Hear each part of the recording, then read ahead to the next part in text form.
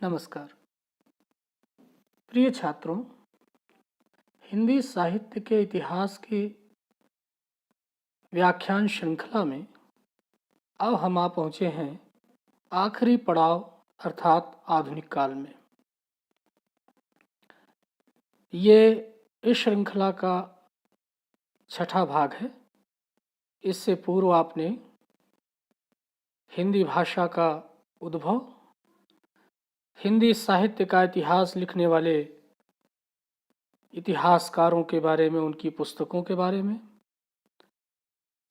आदिकाल, भक्तिकाल, रीतिकाल और आधुनिक काल, इन सभी कालों की चर्चा भी आपने इससे पूर्व अपलोड किए गए वीडियो में देख लिया होगा। और अब आपके मनोमस्तिष्क में हिंदी साहित्य की जो विकास यात्रा है उसका एक खाका तैयार हो गया होगा। आपने अनुमान लगा लिया होगा कि हिंदी भाषा और उसका जो साहित्य है, उसका काव्य और गद्य है, वो किस प्रकार से सैकड़ों सैकड़ों सालों से विकास यात्रा पर निकला है और आगे बढ़ता जा रहा है। आज हम चर्चा करेंगे हिंदी साहित्य के इतिहास के चौथे काल, आधुनिक काल की। प्रिय छात्रों, आधुनिक काल का जो समय है वो 19वीं शताब्दी के मध्य से लेकर वर्तमान काल तक का है। आधुनिक शब्द जो होता है वो केवल समय का बोध नहीं कराता, केवल समय के बारे में जानकारी नहीं देता। आधुनिक होने का अभिप्राय ये है कि जो प्राचीन अनुपयोगी मान्यताएं, धारणाएं, अंधविश्वास, आडंबर, कुरीतियां और तरह तरह की बंधनकारी विचारधाराएं थीं, उनको जब हम त्यागते हैं और एक नए बेहतर समाज के निर्माण के लिए, नए मनुष्य के निर्माण की जब कोशिश करते हैं, तब आधुनिकता आती है, तब वो आधुनिक होता है व्यक्ति। और ये एक प्रक्रिया के तहत आता है, ऐसे नहीं। 1600 ईस्वी के आसपास से भारत में ईस्ट इंडिया कंपनी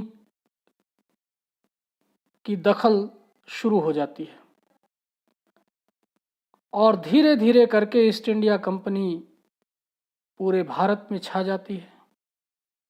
बाद में वो अंग्रेजी शासन के रूप में परिवर्तित हो जाती है। अंग्रेज जब इस देश में आए तो वो एक नई राजनीतिक, सामाजिक, सांस्कृतिक और शैक्षिक व्यवस्था लेकर आए। वो बिल्कुल अलग थी। हमारे देश की परंपरा, यहाँ की जीवन शैली, यहाँ की राजनीति और समाज से बिल्कुल अलग थी। पहली बार भारत में शिक्षा का पश्चिमीकरण हुआ, जिसे वेस्टर्न स्टाइल कहते हैं एजुकेशन की। स्कूल कॉलेज खोलना, सरकारी तौर पर उन स्कूल कॉलेजों को मदद देना, उनमें एक निर्धारित पाठ्यक्रम रखना, ये अंग्रेज़ों के समय में हुआ। पहले हमारे यहाँ इस प्रकार की शिक्षा व्यवस्था नहीं थी। और शिक्षा का प्रसार भी लोगों में फैला। पहले शिक्षा जो कुछ ही लोगों के लिए उपलब्ध थी, अब अंग्रेज़ों के समय में वो धीरे धीरे जन जन के बीच में फैलनी शुरू हुई, क्योंकि सरकारी स्कूल बने, अनुदान पाए स्कूल। 3 तरह से शिक्षा की व्यवस्था का यहाँ पे आविर्भाव हुआ। एक तो ईसाई मिशनरी थे, उन्होंने भारत के उन क्षेत्रों में जा करके उन लोगों को शिक्षित करने का प्रयास करने लगे जो बेहद गरीब थे, अशिक्षित थे और बहुत ही साधारण जीवन जी रहे थे। उनके बीच जा करके उन्होंने शिक्षा व्यवस्था बनाने की कोशिश की जिससे कि वो प्रभावित होकर के उनके धर्म में परिवर्तित भी हो जाएं। निश्चित रूप से उनका लक्ष्य परोपकार के साथ साथ धार्मिक उद्देश्य भी था उसके पीछे, लेकिन इस बहाने शिक्षा का प्रसार अवश्य हुआ। दूसरा, सरकार कुछ सरकारी स्कूल खोल रहे थे, और तीसरा जो था वो व्यक्तिगत प्रयास भी था। जब अंग्रेज़ों से संपर्क हुआ भारतीयों का, तो यहाँ के जो थोड़े बहुत सुशिक्षित लोग थे उनके अंतर्मन में एक भावना जागृत हुई कि जब अंग्रेज़ इतने सुशिक्षित हो सकते हैं, इनका अपना एक राष्ट्र है, उन्होंने सारी दुनिया पर अधिकार कर रखा है, तो हजारों हजार सालों की परंपरा वाला, विरासत वाला ये हमारा देश इतना पिछड़ा कैसे है। आगे हम जिक्र करेंगे भारतेंदु हरिश्चंद्र का। जब गांधी जी का जन्म नहीं हुआ था, पंडित जवाहरलाल नेहरू का जन्म नहीं हुआ था, उस समय भारतेंदु हरिश्चंद्र सामाजिक जागरूकता को लेकर के प्रयास कर रहे थे। तो इस प्रकार से आधुनिक काल में शिक्षा का प्रसार हुआ, यातायात की व्यवस्था अलग हुई, रेलगाड़ी चलनी शुरू हुई, प्रेस, छापाखाना पहले भारत में इस प्रकार से नहीं था, छापाखाना शुरू हुआ, अखबार छपने शुरू हुए, उदंत मार्तंड पहला अखबार छपा। तो शिक्षा, प्रेस, यातायात के साधन, इन सब का जब असर हुआ भारतीय समाज में, तो पढ़े लिखे लोगों का एक समूह तैयार हुआ, नए नए संगठन बनने शुरू हुए, आर्य समाज, ब्रह्म समाज, प्रार्थना समाज। व्यक्तिगत तौर पर भी लोगों ने शिक्षा के महत्व को समझा, स्कूल्स खोले उन्होंने, स्कूलों के माध्यम से उन्होंने शिक्षा देने की कोशिश की। तो एक तरह का जागरण पैदा हुआ, जैसे सोया हुआ समाज अचानक जागना शुरू हुआ, और इसीलिए इसे पुनर्जागरण का काल भी कहा जाता है। विवेकानंद हुए, राम मोहन राय हुए, उधर राणा डे हुए, रामकृष्ण परमहंस ने, रामकृष्ण परमहंस के नाम पर ही रामकृष्ण मिशन की स्थापना की गई। प्रार्थना समाज, उधर केशव चंद्र सेन हुए, थियोसॉफिकल सोसाइटी एक बनी। इन सब का काम यही था कि भारत को जागरूक बनाया जाए, यहाँ की सोई हुई जनता को जगाया जाए। तो भारत एक तरह से मध्यकालीन मानसिकता से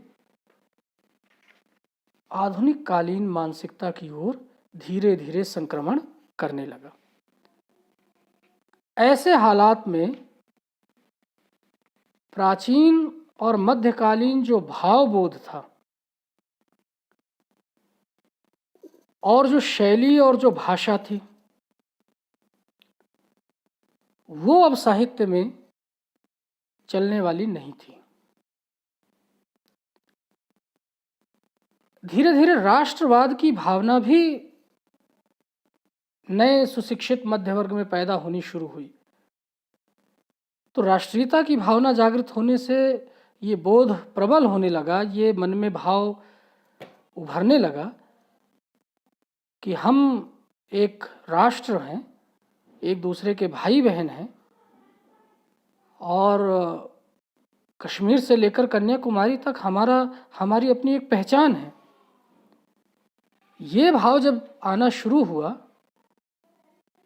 तो इसका सीधा प्रभाव तत्कालीन साहित्यकारों पर भी पड़ा और उनके माध्यम से उनकी रचनाओं पर भी पड़ा।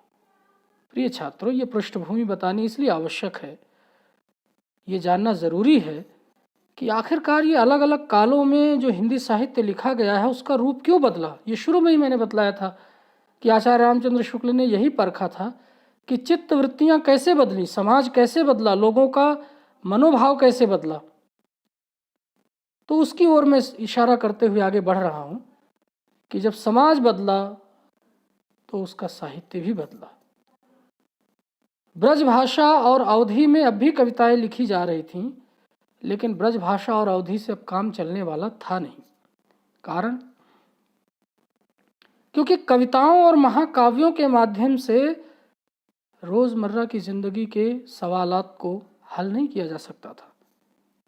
कविताओं का महत्व तो है, लेकिन शिक्षा में कविताओं से तो शिक्षा नहीं दी जा सकती थी। उसके लिए तो पुस्तकें, पाठ्य पुस्तकें तैयार करनी थी।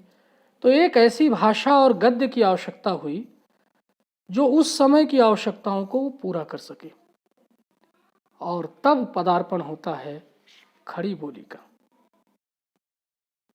तब ये मांग उठनी शुरू हुई कि कोई एक ऐसी भाषा होनी चाहिए जो ब्रज, अवधी, खड़ी, बुंदेली, बघेली, बिहारी, जितनी हिंदी है, मैथिली, मगही और भोजपुरी, सबको प्रतिनिधित्व दे सके।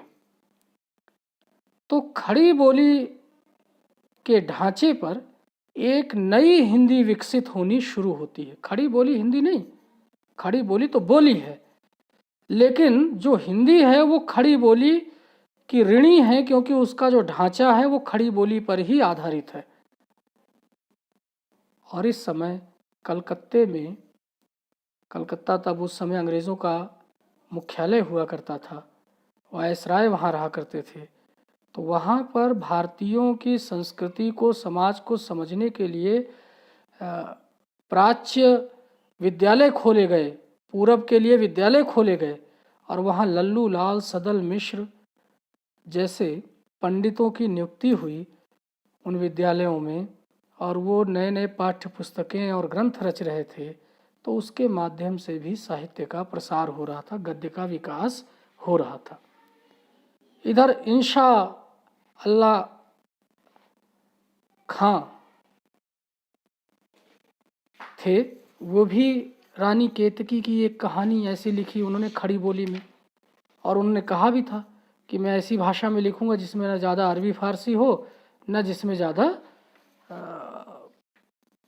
संस्कृत के ही शब्द हों। दूसरी तरफ बनारस में थे राजा लक्ष्मण सिंह और शिव प्रसाद सिंह सितारे हिंद। लक्ष्मण सिंह अभिज्ञान शाकुंतलम कालिदास की रचना का अनुवाद किया था, उसको संस्कृत निष्ठ हिंदी में किया, और उधर शिव सिंह सितारे हिंद ने उर्दू मिश्रित भाषा में राजा भोज का सपना लिखा। तो बन रही थी भाषा, उसका निर्माण शुरू हो चुका था। जो आज हम हिंदी बोलते हैं, समझते हैं, उसकी शुरुआत अगर आप माने तो 1850 ईस्वी के आसपास से उसमें एक नया रूप देखने को मिलता है। भारतेंदु हरिश्चंद्र जो बनारस के ही रहने वाले थे, और बहुत छोटी सी आयु उन्होंने पाई, कुल 35 वर्ष की आयु रही होगी उनकी, 34 वर्ष कुछ महीने की। उन्होंने आगे बढ़ कर के इस उत्तरदायित्व को संभाला कि हिंदी भाषा को एक नया स्वरूप दिया जाए। भारतेंदु हरिश्चंद्र के समय तक राजकाज की भाषा फारसी थी, उर्दू थी। फारसी और उर्दू होने के कारण जन सामान्य जो अनेक बोलियां बोलते थे उन्हें समझने में कठिनाइयां हुआ करती थी। तो सरकार से इन्होंने मांग की कि हिंदी को भी, हिंदी लिपि में, देवनागरी लिपि में हिंदी को भी राजकाज की भाषा का महत्व दिया जाए, कोर्ट कचहरी में उसे स्थान दिया जाए। तो भारतेंदु हरिश्चंद्र ने कोशिश करके, और उनके सहयोगियों ने कोशिश करके इसमें कामयाबी हासिल की, और हिंदी जो है वो आधुनिक काल में राजकाज की भाषा में के रूप में स्थापित होनी शुरू हुई। आप देख सकते हैं कि आचार्य रामचंद्र शुक्ल ने इस काल को, आधुनिक काल को, गद्य काल नाम दिया है। क्यों दिया है गद्य काल नाम? गद्य काल नाम इसलिए दिया है उन्होंने कि जितनी गद्य रचनाएं इस काल में दिखाई पड़ती हैं, उससे पहले आदिकाल, भक्तिकाल और रीतिकाल में नहीं दिखती हैं। पहले महाकाव्य लिखे जाते थे, आधुनिक काल में उपन्यास शुरू हुए गद्य में। जैसे 500-700 पृष्ठों के महाकाव्य होते थे, वैसे 500-700 पृष्ठों के उपन्यास लिखे जाने शुरू हुए, और इसीलिए उपन्यास को आधुनिक काल का महाकाव्य भी कहा जाता है। पहले छोटे छोटे मुक्तक लिखे जाते थे, उनके स्थान पर कहानियां शुरू हुई छोटी छोटी। पहले राजा महाराजाओं का चित्रण हुआ करता था, प्रेम, नायक नायिका, प्रकृति चित्रण। अब विषय वस्तु बदल गई। अब विषय वस्तु हो गई जन जीवन, लोगों के सुख दुख। झोपड़ी में रह रहा गरीब अब नायक है उपन्यास का। किसान, प्रेमचंद के यहाँ किसान नायक हैं। महिलाएं जिनकी दुर्दशा हो रही थी, तमाम प्रकार की कुरीतियों में जो जकड़ी हुई थी, वे मुख्य पात्र हो गए उन उपन्यासों कहानियों के। अनेक नई विधाओं ने जन्म लिया गद्य में, जिनका पहले नामो निशान नहीं था। रेखा चित्र, संस्मरण, डायरी, भेंट वार्ता, अनेक नई विधाएं जन्मी। पहले मुख्य रूप से काव्य में लिखा जाता था, और उस काव्य में महाकाव्य, खंड काव्य या मुक्तक काव्य या गद्य और